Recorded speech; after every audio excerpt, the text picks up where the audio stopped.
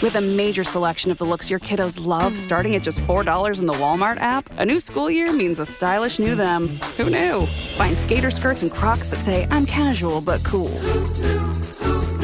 Sparkly sneakers that say, it's my classroom, you're just learning in it. And preppy polos that say, I'm the teacher's pet, even if they're mommy's menace at home. Find their favorite styles starting at just $4 in the app. The Walmart you thought you knew is now new. This episode is brought to you by Indeed. When your computer breaks, you don't wait for it to magically start working again. You fix the problem. So why wait to hire the people your company desperately needs? Use Indeed's sponsored jobs to hire top talent fast. And even better, you only pay for results. There's no need to wait. Speed up your hiring with a $75 sponsored job credit at Indeed.com/podcast. Terms and conditions apply. Why don't you give receipts? If you gave receipts, then I'd say to her, prove it, show me receipts. We should have insisted on checks. I know, when you don't, then I have a match between two people, each of them saying did two, did not, did two, did not. This is the plaintiff, Margaret in Delhi. She says she rented an apartment from the defendant, and living in the place was like living in a cesspool. The septic system had major problems and constantly overflowed. There was no heat in the winter, and the defendants didn't take care of anything. She moved out. The defendants threatened her life and then turned around and asked for a sexual favor. Yuck! She's suing for $5,000 for security, pain and suffering, and rent reimbursement.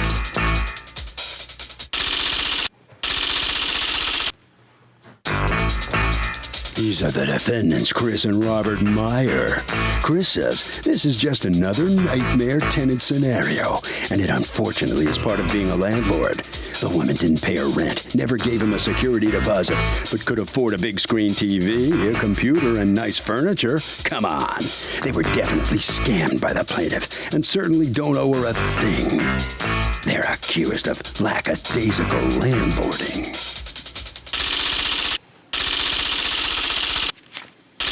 The defendants have filed a countersuit for $4,300 for unpaid rent and unpaid security.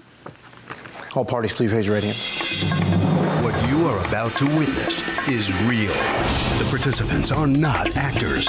They are actual litigants with a case pending in civil court.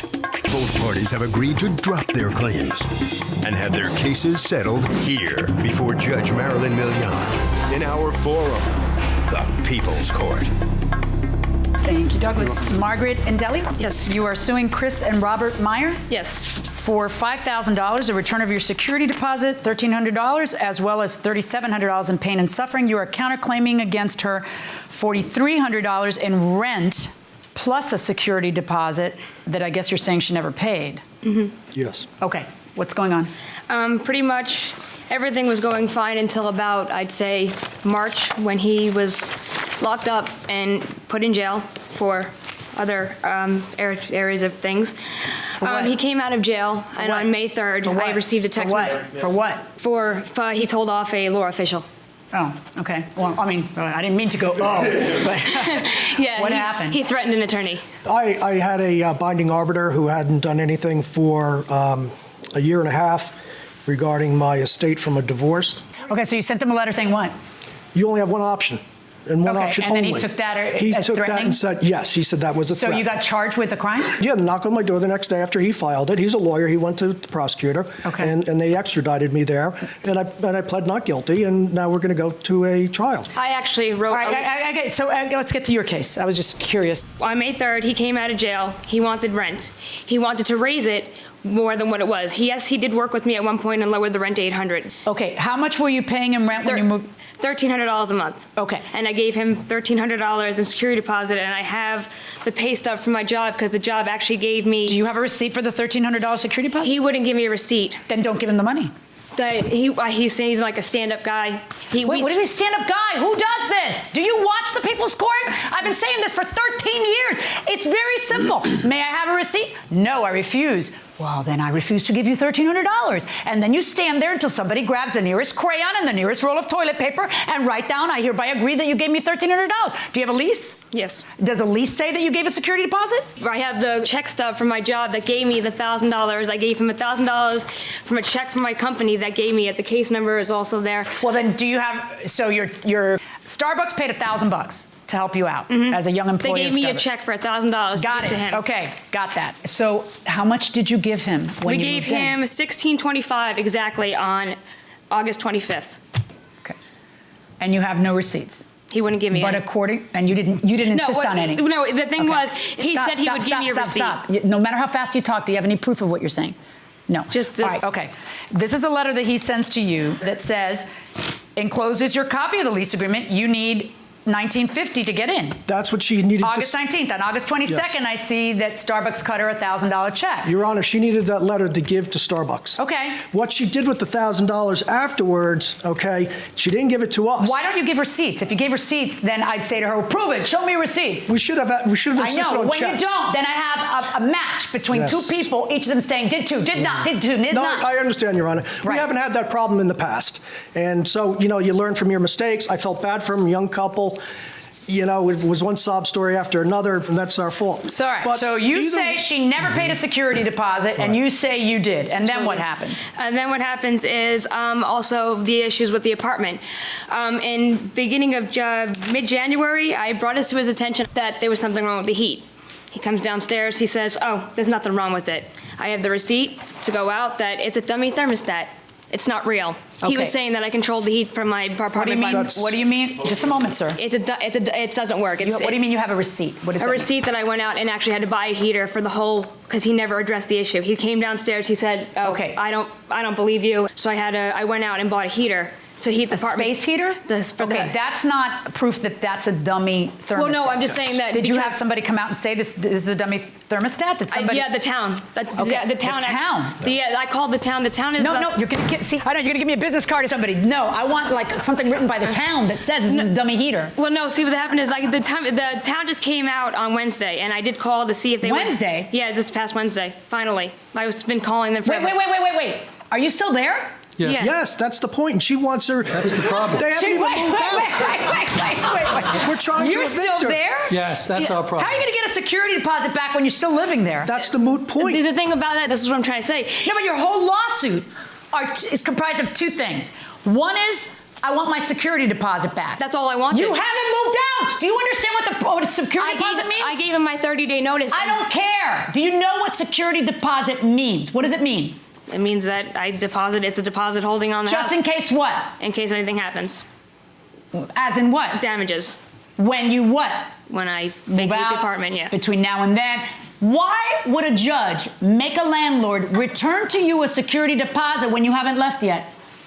Well, I understand that, and I've been trying to leave, and I Plus, according to you, she hasn't paid rent in 3 months. yeah. That's correct. Except, but see, Right, so what will make you think you're going to see your security deposit? but see, that's the thing. That's not even the point anymore. I'm done. I let that go. The fact of the matter, though. So why are you here? I understand.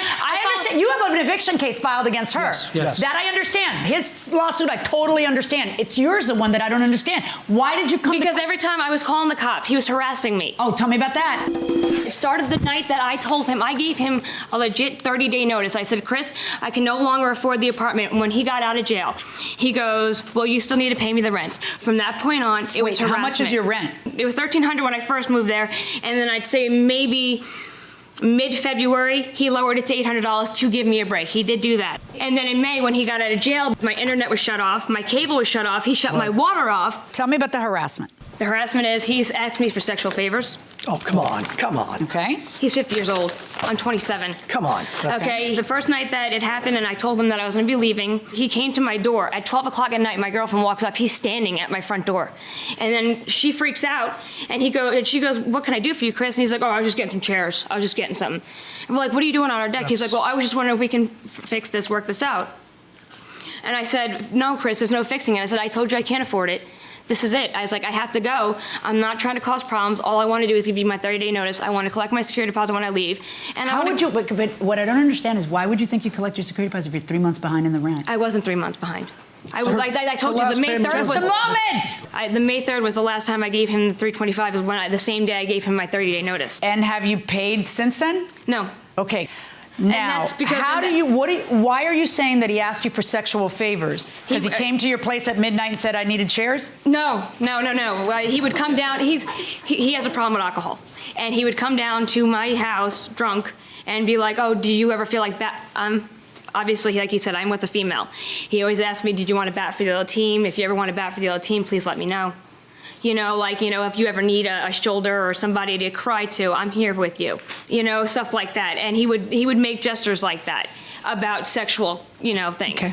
And he is going through a divorce. I don't know what his deal is, but like I said, the harassment did start the same night. The same night that I gave him my 30-day notice. As he was going upstairs, he was literally stomping on the ceiling, blaring his music. On Memorial Day weekend, he got a $500 noise summons because he left his radio on and decided not to shut it off. I called the cops. He got a $500 summons and then tried to say I broke into his house. Summons that I see here, but I came home, my music was on. I was not home the entire day. Yes. The back door was left open. We always leave it open. By the way, somebody went in and turned your radio on? I do believe so, and I called the police. I got them to come down, and this is a letter from them.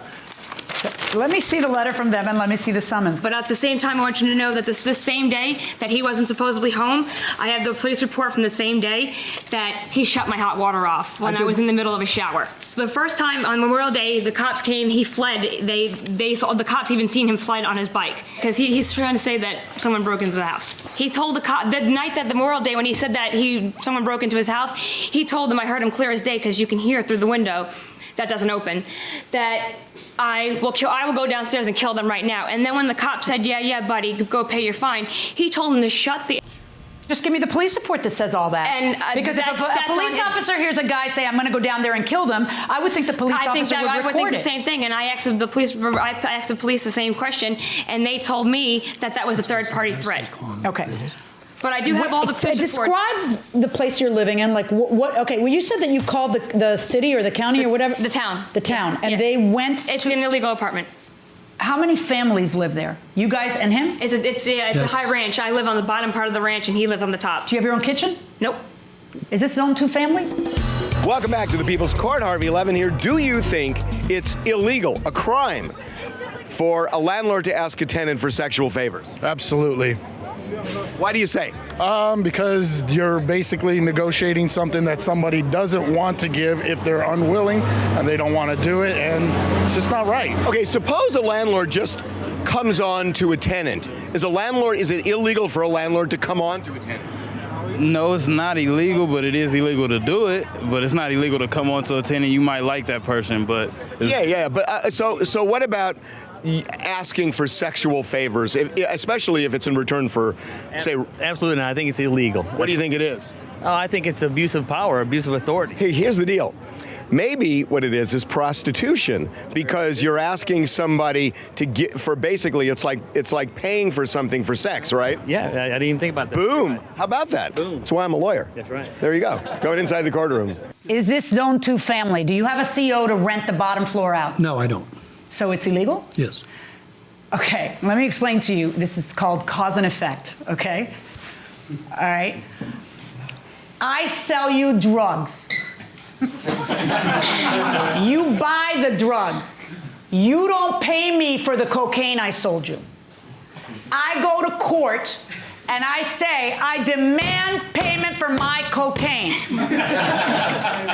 They breach the contract. What does the judge do? Send you away, right? Because you cannot use the long arm of the law to help you collect something you have no right to collect. Oh, my Lord. Oh, my Lord. Okay.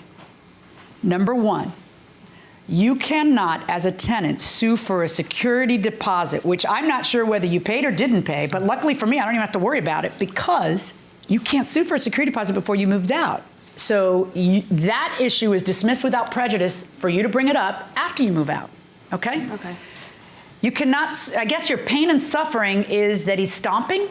No, it's the harass. It's like just it's everything. Yeah, I didn't give you a chance to respond to that. Do you want to respond to her allegations that you told her if you ever want to bat for the other team? Yeah, that's not true, Your Honor. I know she's, has a life partner, and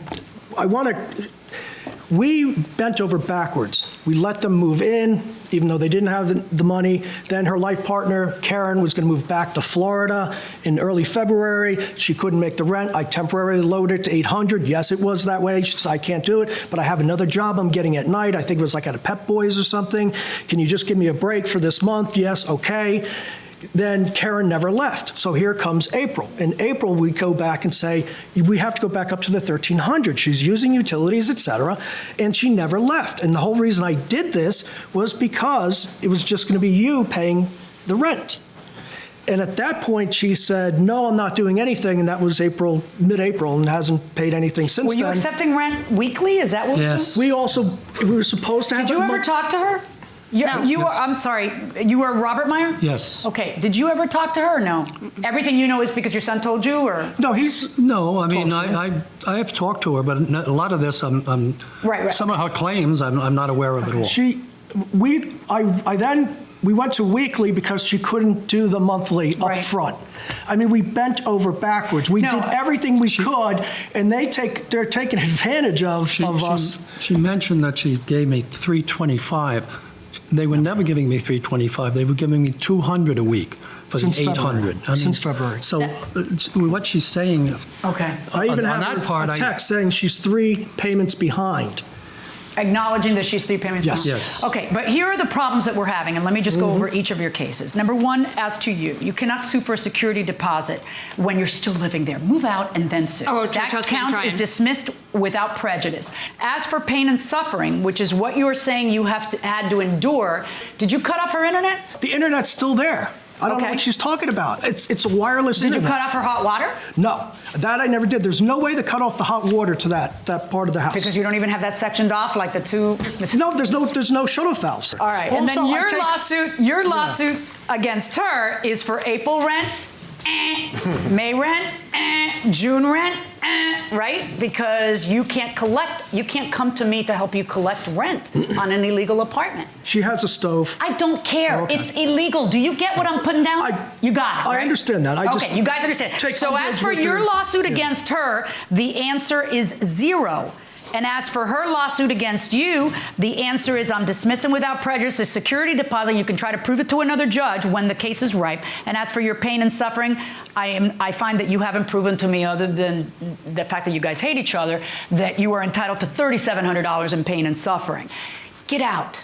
I am. Are you still with your partner? Yes. Unfortunately, she couldn't be here today because of work, but I do have. Yeah. Well, you know what? Tell her to take the day off the next time. Yeah, I know. And not to leave you hanging. Okay. I know. All right. That's my judgment. Good luck, folks. So because of the reasons Judge Milian explained, she can't rule for you. You understand this ruling? Absolutely. Right, and couldn't rule for him either for other reasons, which we'll discuss with him. What is your next move now? My next move is just to never deal with a guy like him again. What about moving out? When are you going to move out? I'll today? Be out. Yeah, I probably will be out today. Tonight? I'm done. All right, where are you going to live tomorrow? If I have to live in my car, anywhere to get away from this menace. All right, and at that point, you can then sue for your security. Absolutely. Good luck with all that. Thank you. Okay. All right, so she didn't get anything, and neither did you? No. What's your feeling on the outcome here? Well, disappointed. This has been a nightmare. I was kind of shocked by her allegations today, which I didn't know about. How can you ask the judge to enforce an illegal contract? Well, when we went to court in New York, it wasn't an issue of whether it was legal or not. Well, now you know it is. Right. Harvey? You know, in many states, it's not only illegal for a landlord to cut off electricity and water. A landlord can be socked with civil penalties where a tenant can sue for all sorts of damages. So bad idea for landlords. That will do it for this case. Litigants for the next case on the way into the courtroom right now. How do you top your love for your cat? With a cascade of decadent savory gravy over a mouth-watering mousse pate. Fancy Feast gems. 2 gourmet pâtés in one convenient pack. Simply peel and plate to reveal a pyramid shape that makes eating delightful and pamper her with an experience as extraordinary as she is. Turn the everyday into the extraordinary with Fancy Feast gems. This episode is sponsored by Friskies, who would like to tell your cats hi. Now, if that didn't get your cat's attention, there is one thing that always does the trick. Just pour some Friskies crunchy food in the bowl and you'll hear those paws come running. Works every time. With so many Friskies choices, you can always bring your cats running from their secret napping spots. There's always more to explore. See for yourself at friskies.com or visit your local store. This is the plaintiff, Samantha Cardona. She says she brought a pair of her juicy couture pants into the defendant's shop to be hemmed, and they ruined them. The stitching was done in a very sloppy and unprofessional manner. And when she asked them to fix them, she was told the material on the pants was no good, and that's why it looked bad. The pants were very expensive. There's nothing wrong with the fabric. And the defendants owe her for a new pair of pants, which cost $136, and she's suing for just that today.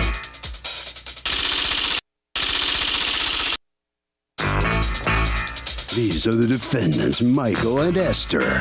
They say they gave the plaintiff two options for hemming her velour sweatpants. Option 1 for $10 by hand, or option 2 for $18 by machine. The plaintiff chose option 1, and let's just say she wasn't happy with the look. As a courtesy, they redid the pants for her 3 times to make her happy. And hello, she's obviously one of those people you simply can't please. They're accused of a bad hem job. All parties, please raise your right hand.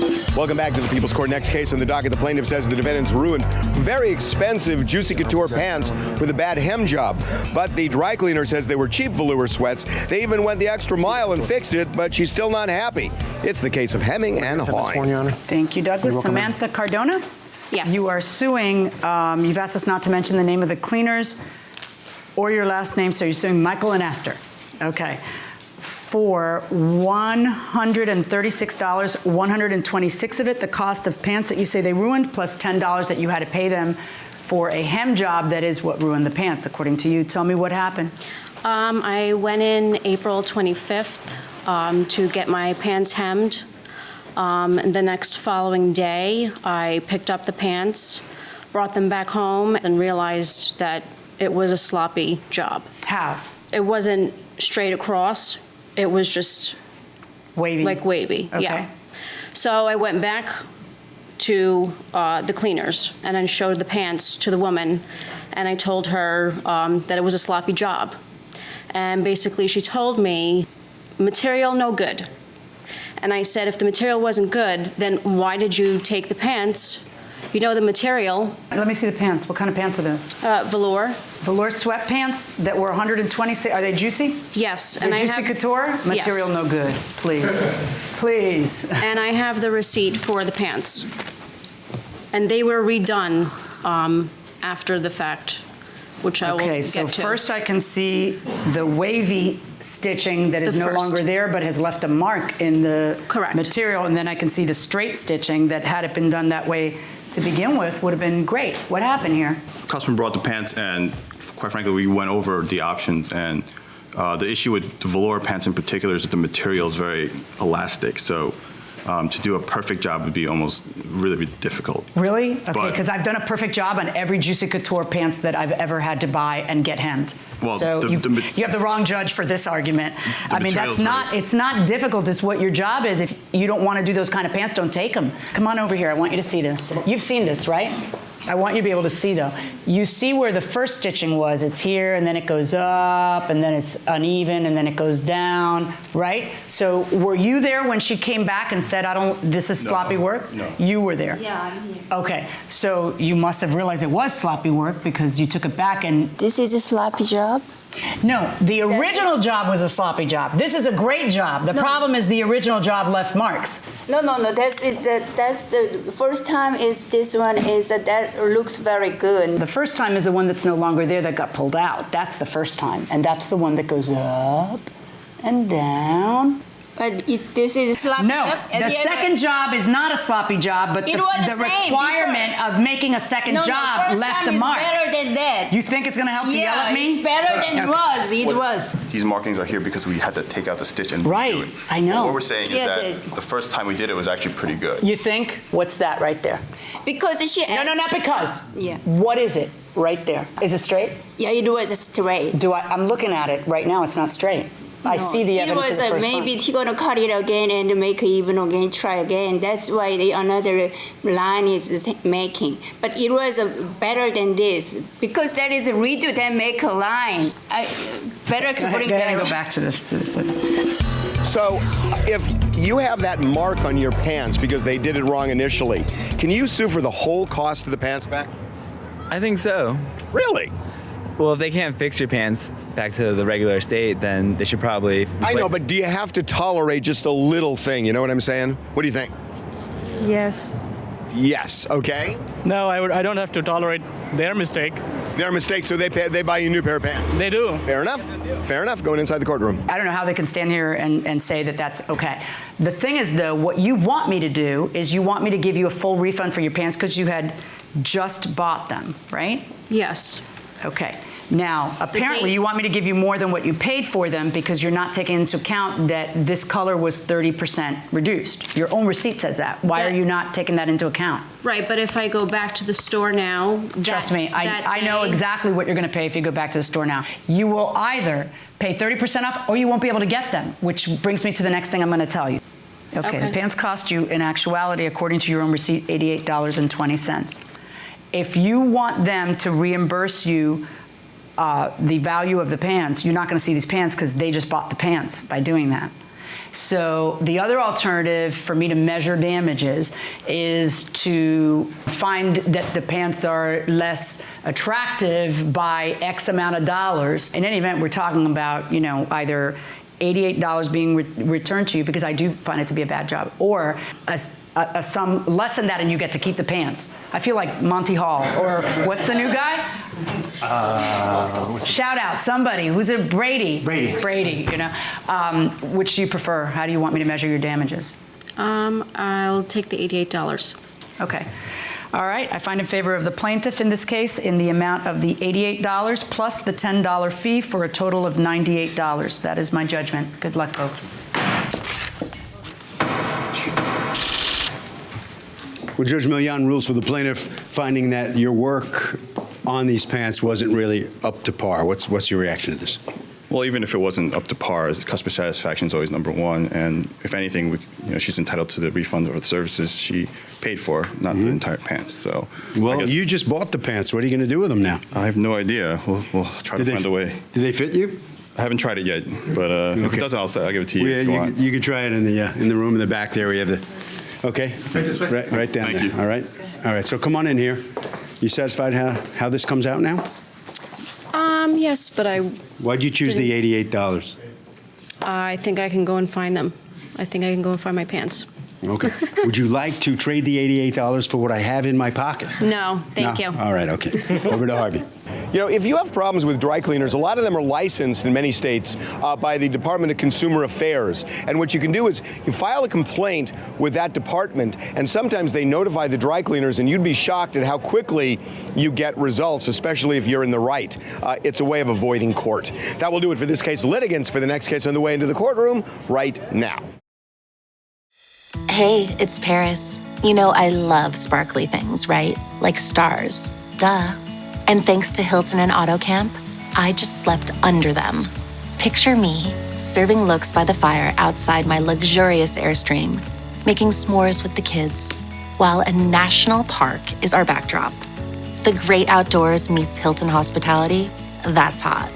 Explore all the new ways to stay at Hilton.com. Hilton for the stay. This is the plaintiff, Elizabeth Rodriguez. She says the defendant was supposed to marry her brother, but things didn't work out and they parted ways. Now she can't seem to get the defendant to pay her back money she loaned her. Just because the defendant's having issues with her brother doesn't mean she can take it out on her and not pay back the $470 she's owed, so she's suing.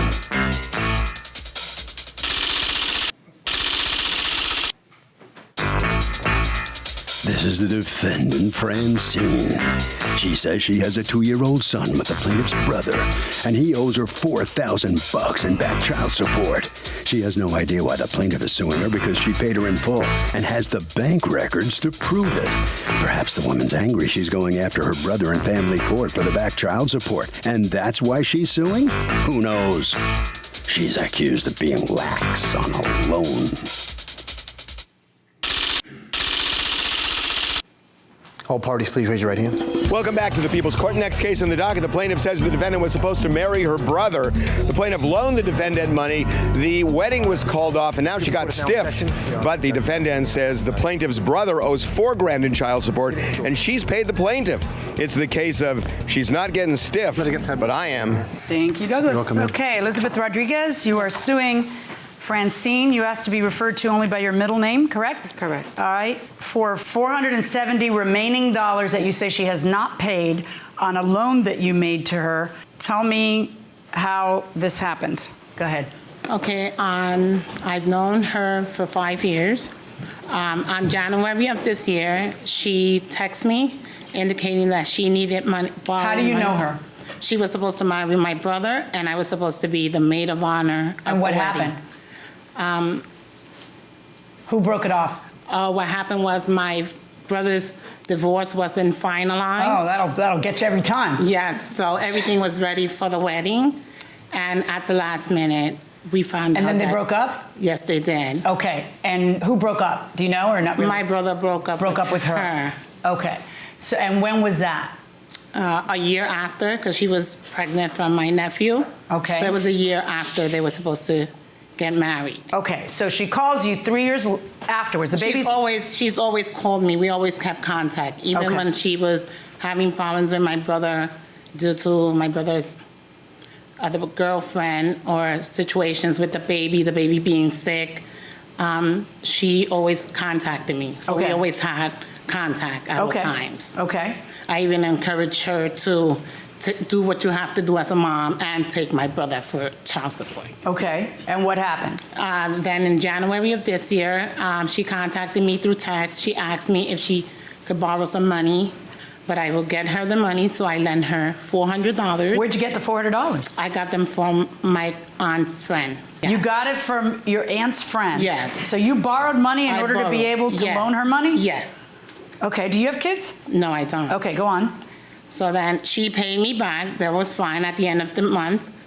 Then she contacted me again in March. She indicated she needed $334 for Con Edison, her light bill. Being that she paid me the first time, there was no problem.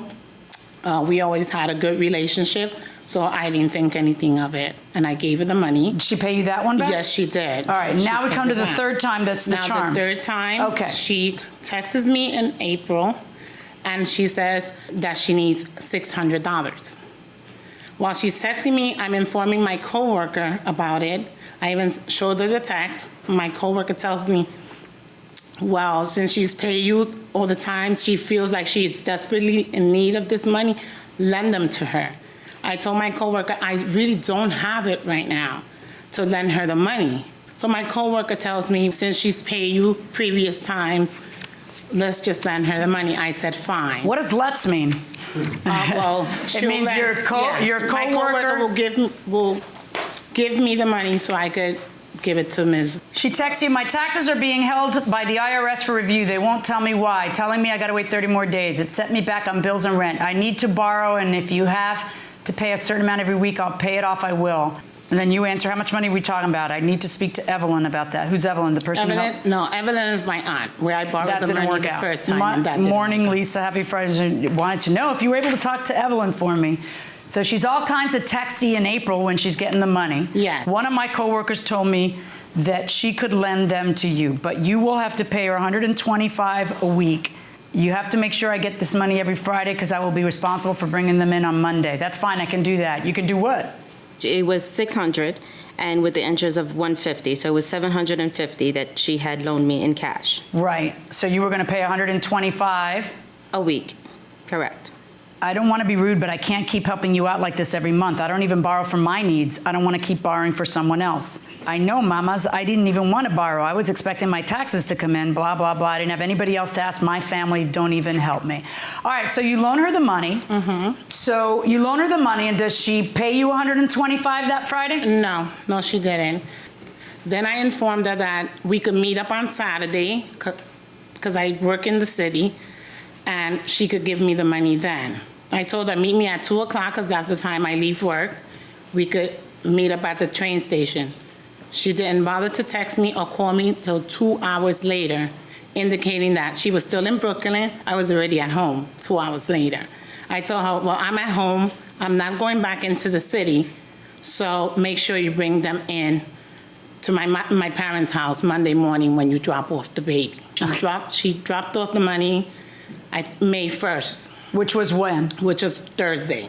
Okay. And she indicated... And now the next Friday, the next day, she was going to owe another $125? She paid two weeks. The week before. What did she pay exactly? $280. That's okay, because then there became some confusion about whether it was $125 or $150, right? Correct. Bottom line is there's no dispute that on the second week she brought $280 over. Do you dispute that, or do you say? I do not. Okay. And then what happens? Then I heard she had a confrontation with my mom. I wasn't there, I was working. What happened with your mom? I don't know if it was because of my brother or it was my nephew. because of the case of child support with her son having to face almost jail time for owing almost $5,000 in child support. And then she had warned me that if anything happens to her son and he goes to jail, that I will see what's going to happen to me. And so that was when the confrontation happened? That's when the confrontation happened. So what did you do? I picked up my son and I was leaving. All right, so go on. So then I texted her and I told her, Chrissy, whatever happened between you and my mom, I don't have nothing to do with it. Since she claimed she wasn't going no more to my parents' house, I texted her, where do you want me to meet? So she could give me the money. She never answered. That was it? No more answers. Okay, so if you had a brother, sister who was engaged, not yet married, would you loan money to that fiance? No. Why not? Because I don't feel that there's an established trust yet. I mean, they've probably been dating for a while, but not around the family or anything like. But once you're a part of the family, then you're in. Yeah, but they are engaged. That doesn't make any sense at all to lend somebody who's going to divorce her 2-3 months down the road. You are such an optimist, you know that? You are the great optimist going inside the courtroom. Okay, so your first text that goes unanswered is on what day? May what? May 10th. May 10th? Yes. You reach out to her, and she doesn't answer, and the reaching out to her actually starts on May 6th. I don't know what happened between you and my mother, but now you have to tell me where to meet you for the money. I really don't want any problems with this lady because of this. She never answered that one. Then you send her another one. Hey, what's going on with the money? That's when What happened? When I was leaving her parents' home that day, I had bumped into her while I was taking my son, and she had explained to me how this money had to be paid completely to her friend because she borrowed it from her coworker. So I had money already on me. So I left her the remaining $40 to make it $320 on top of the $280 on May 1st. Did that happen? No. And then what happened? Then on May 9th, since I knew that she was in a rush to pay off her coworker, I decided to just wait off on my rent and take out the $430 and give her the remaining on May 9th. I even called her on May 9th at her job and informed her. Do you have a phone record to prove it? Yes, I do. Let me see. Go on. Then after that, everything was confirmed. I didn't hear nothing from her. Okay. What did she talk about on that phone call? It was only 2 minutes. I didn't speak to her on May 9th. So according to you, you call her and you talk with her? Yes, I did. And what happened? And I informed her that once again, I was going to leave the money in an envelope with her father. And I went with my coworker. My coworker always drops me off when I go to... Is this your coworker? No. All right. So you have a witness to paying the money and you didn't bring the witness? She could not attend with me today. How are you going to prove that you paid her? So according to you, you pay her off on what date? On May 9th. On May 9th. But then on May 9th, there are texts to you that say as follows. Where do you want me to meet you tomorrow for the money? I never received a text message from her. Hand me your phone, and hand me your phone right now. And bring up the texts. Thank you, Douglas. Make sure there's no erasing going on.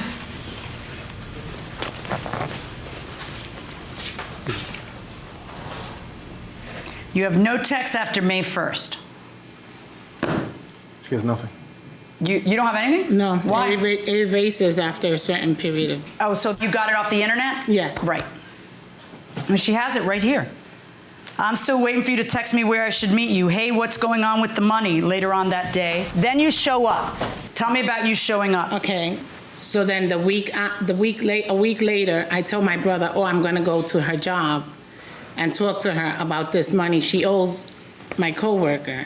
So my brother tells me, do me a favor and serve her the court papers. So then I said, thought you were staying out of it. No, I wasn't, but she used me as well to serve my brother. Yeah, why don't you just tell, why are you serving everybody? She used me to serve What's my wrong brother. with you? You understand what staying out of it means? All right, so go on. So then I go into her workplace. And you ask for her. I ask for her. And then what happens? She knew that I was there, so she turns around and she tells me, what are you doing here?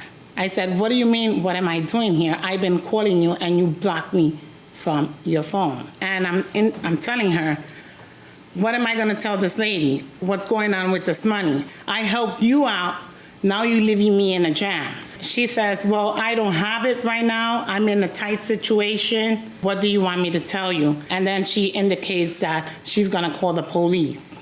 And then you serve her. I served her the papers. She goes, what is this? And I said, well, you just got served.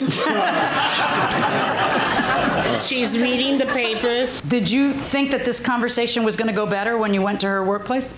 Because you two have never had a problem? Never. What's going on? She never mentioned about the money that I owe her. I had told her, why is she at my job, that this is not the appropriate place. To do what? If you paid her back, what would you think that she was doing that was inappropriate? If she has no axe to grind against you, why are you, oh, this is not appropriate? Why aren't you like, hi, mamas, and hugging her and kissing her? Because at my job, we're not supposed to have any family members. But why aren't you just, hey, how are you? But listen, I'm working. Why are you, this is not the appropriate place. The appropriate place to what? The natural conclusion of that sentence is to try to collect on the money that I still owe you. I do have a statement from both my coworkers who were there present that she never mentioned anything about money. It was to serve me those papers.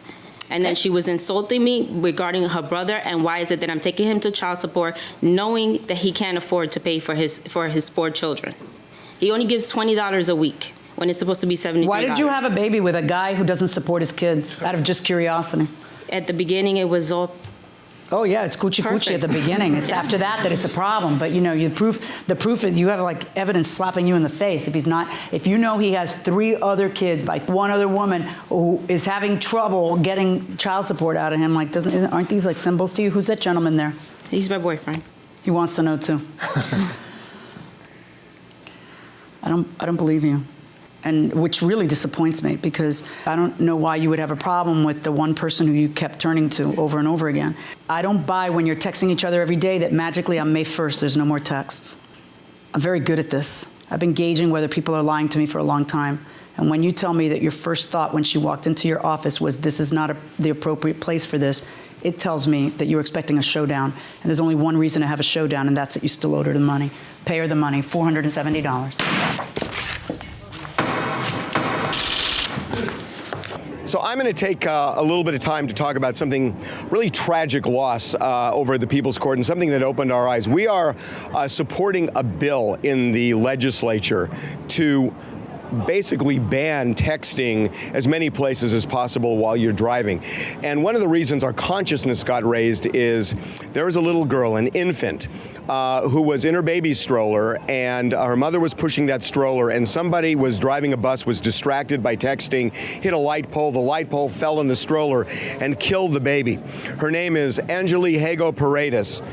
This is the little girl who died, and her mom is a longtime employee of the People's Court. This was a very tragic thing that happened. I got to tell you, I'm guilty of this. I got a ticket once for texting while driving, and I'm doing my best not to do that ever again. It's a bad idea. I'm going to hand out these wristbands. This is for you guys to kind of show support for this concept. And again, this is such a horrible thing. It can happen to anybody, and it's really something to think about.